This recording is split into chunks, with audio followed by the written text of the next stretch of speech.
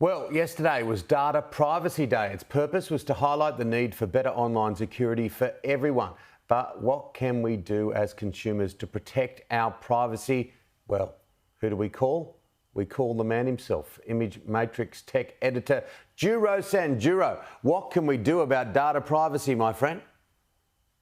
Tim, good morning. We can surprisingly do a fair bit on our mobile devices. Of course, when it comes to hacks like the Optus hack or the Medicare or Medibank hack, we can't do much about that. But this week we spoke to Apple and they were pretty keen to show some of the extra things they're doing, like this new explainer video that explains in pretty simple terms what they can do with emails, for example, that prevents marketers knowing when you open it and where you open it. Also, shutting down sites, as you've seen with Ask Not to Track, also anonymizing, credit cards and that sort of thing, and going deeper into the phone. And this is me actually playing with it last night. And as you can see here, turning off access like the microphone for certain sites, and you can get even deeper still. And I really recommend this. This is the app privacy report. You can get your phone to report to you what it is actually doing in the background. So all those apps there, in just a few minutes, started talking to different servers, domains around the world,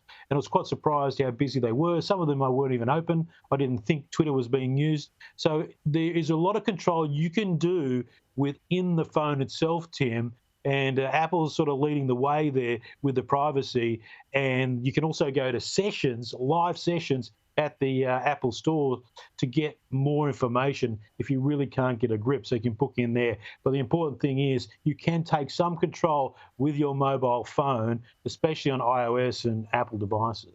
And you can use that privacy setting when you're browsing as well, can't you?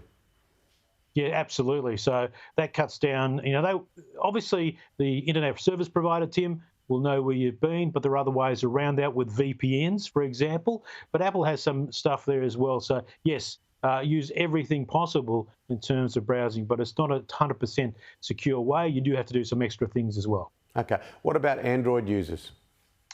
It's a good question. Android has obviously lagged behind Apple devices and iOS with security.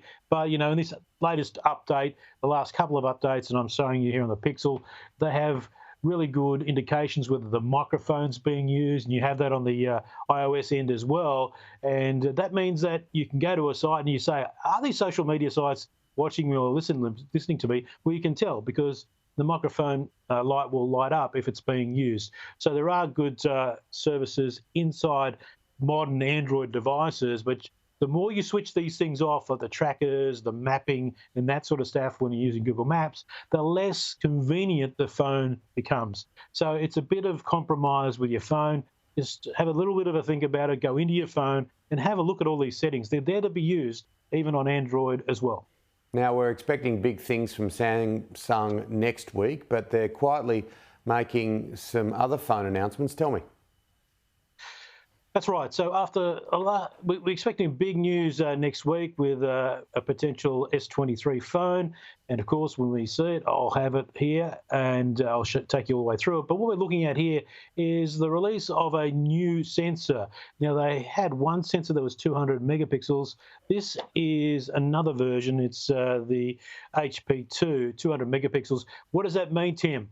200 megapixels means that they can not only just use that for high resolution for really sharp photos, but they can combine a lot of these pixels together to give you better low light performance, better high dynamic range. So I can't wait to see this implemented in even better phones down the track. So that's pretty exciting. They also announced this 360 audio recording, which uses your Buds 2 Pro to actually record the sound around you in 360. So that's pretty cool. They've already moved into the Dolby Atmos area with their foldable phones, but you can do that with the 360 recording with your latest Galaxy phone. So there's a number of things that have been announced recently, and heading into next week, we're pretty excited about seeing what the next device is going to be.